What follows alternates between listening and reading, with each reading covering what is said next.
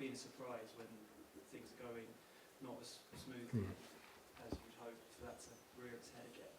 I mean, I guess my question is, were you expecting that at the first sort of sign of any issues? Oh, look, I think you just deal with it as I've always done. It's not my first experience. I mean, I think it was first maybe 2 or 3 games at Celtic, they were throwing tennis balls on the pitch, mate, in protest, actually disrupted games. So it's not the first time I've had to face this kind of thing. And I always feel my role in that is, again, not whether, it's not telling people what to do, but it's hopefully trying to guide the football club into a place where, all these things can be resolved, in a secondary way, where the focus, particularly on match day, is just on us winning games of football. And I think that's always felt that's been my role, and that's what I've tried to do my whole career. Like I said, it's not the first time I've kind of been at a club where there's disenchantment with, whether it's a board or an owner or some aspect of a football club.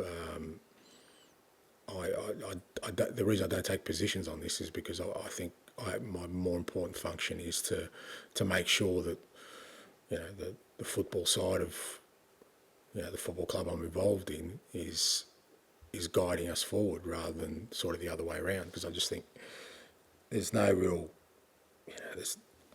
there's no real kind of benefit in any other focus for me being as the manager of this football club. It's just me putting my energies into convincing people one way or another about anything, whether that's fans or the board or the media. Or I think what we do on the field, particularly on match days, is of primary importance. It feels like it's born of frustration from the lack of trophies. This seems to be the primary factor. Yeah. Obviously, this is a quarter-final, not final yet, but this is a chance. I mean, whilst your focus is on yourself and your team, do you feel like that winning a trophy could start to heal that? Well, it's the unknown, isn't it, Tom? If I go on the general sentiment since I've been in this job, it feels like a trophy will just make this place transform into something. So let's see.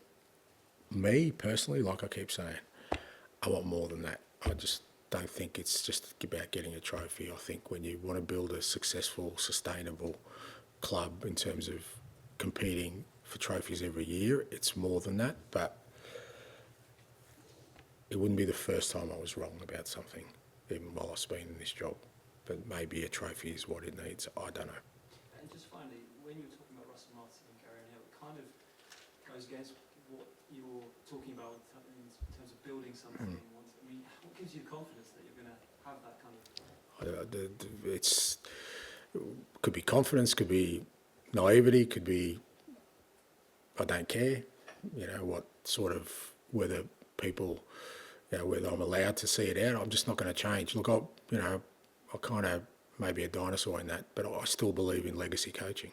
I still believe in doing things that will last and make a difference, and it goes in the face of everything else that's happening in the world of football. I mean, you guys will know better than me. I don't know what the average tenure of a Premier League manager is, but I'd hazard to guess be less than 18 months probably. I see very rarely managers going beyond their second year unless they've won something or the club's stuck by them for some particular reason. So, but I just, I keep saying I kind of feel blessed that I'm kind of, at the stage of my career where I am, where, I'm just not interested in any other kind of methodology in terms of coaching, of just going in and, winning something and then moving on and then winning something else. It's, I still believe in, the things I enjoy, like I said, stuff that lasts, and no one's found a way yet to do that in a quick manner. No one has in 1 year or in 2 years built something that's sustainable. Just they've had success, but then it usually falls apart pretty quickly after. So I'm not going to sort of change who I am at this stage of my career. But if I was starting out, I got no doubt I'd have a different mindset. You'd go in as a firefighter, you just go, I'll get some results, just get this club up and running, think that it's not going to last more than maybe 2 years, and see what my next move's going to be. Can you tell us more about Destiny? Was that just fatigue then? Well, he's probably the only one we haven't given a rest to. He actually wanted to continue on the night, so we kind of. But obviously the game had started well, so we took him off. And yeah, it's just fatigue, and again, the reality is if he plays tomorrow night, he won't play Sunday or vice versa, because he's one of the few. Like, we've managed to give Pedro a bit of a rest on the other side. I mean, the fullback positions are pretty demanding for us. But Destiny, every time I've kind of wanted to, he's had to play Europe because obviously Jed's not available for Europe, and since Ben's been out, he's just played every game, so it's just fatigue. You had regular on the bench for a couple of games, but he wasn't there. Yeah, he had a sort of he had a dental tooth extraction that kept him out of the weekend, so he was bedridden, but he's back available. He's back available. Yeah. Okay. Is he someone who's probably going to leave you next month? I just wondered if you weren't. You brought Jed back into the fold. Well, he's available, yeah. So he's available for selection, and again tomorrow, we'll get Biss back, but apart from that, that still means everyone else is out. So he'll definitely be back in the squad, and opportunity to use him here, because we'll have probably only 4 first-team players on the subs bench, of which he'll be one. Yeah. Just pick up on a couple of things. You said how important is the crowd to get behind your team. Conversely, have you experienced in your career when negative reaction from the crowd has impacted the team? Does it impact them, this sort of noise around on the pitch? I think it does, in terms of, like I said, you when you play at home, I think it can be a major advantage when the sort of support is all aligned with everything else at the football club, for sure. It does help, but at the same time, you can't mandate that. You can't tell people how to feel, as I keep saying. So, if there are, sort of fractures in that, then of course you're not getting the maximum out of your camp, like anything else in sort of your organisation. But so it can have an effect. Again, at the same time, we as the people out there, and particularly the players and myself on game day, we've got to be able to still maintain the level of performance to get the job done irrespective, and hopefully that means that we bring everyone along on the journey. Let's ask you one other thing about Russell Martin. Just strike from the outside, then if you want to go there. It just seemed a bit cruel that he gets wheeled in post-match, has to stand up front of the cameras, and gets sacked 10 minutes later or something. As a fellow manager, do you get that feeling as well? Do you think that was wrong? Is there a good way of doing it? I really don't know. But it's such... I don't know. We've lost all sort of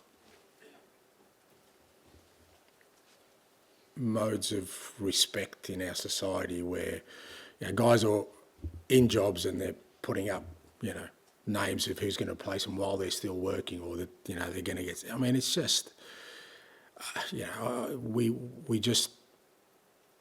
we've crossed that line now, and it's pretty much open slate. You can do it whatever you like. You can do it in any way you like, and no one's going to say anything about the fact that a man who, whether it's Russell or Gary, I'm pretty sure 24/7 have just done everything in their power to it's not for the want of trying, and their families, and yet, we're just so, as a society, we're just so quick to just throw people in the trash and just like move on really quickly with no thought or any care around it. I don't know if there's a good way or a best way of handling. That's why I've left before it's ever happened to me, mate. I kind of jump out before that comes my way. But I guess it's just, like I said, we've crossed that line now. I think it's open slather, and I get people say, well, managers have always been sacked, but I just think now it's gone beyond that, where we forget there's a human being involved. This job is the hardest job now in any walk of life. We used to say politics. This is harder than any job because, like I said, the tenure and the longevity of this role now means that you go into it, very few are going to come out of it without any scars. I'd job from the Prime Minister then. Oh yeah, oh mate, come on. Yeah, I mean, how many times he has an election, whatever, I don't know, if he is. I have one every weekend, mate. Yeah, that's what I'm saying, mate. We have an election every weekend, and I either get voted in or out. Okay, Well, good, thanks, thank guys. you. You too, mate.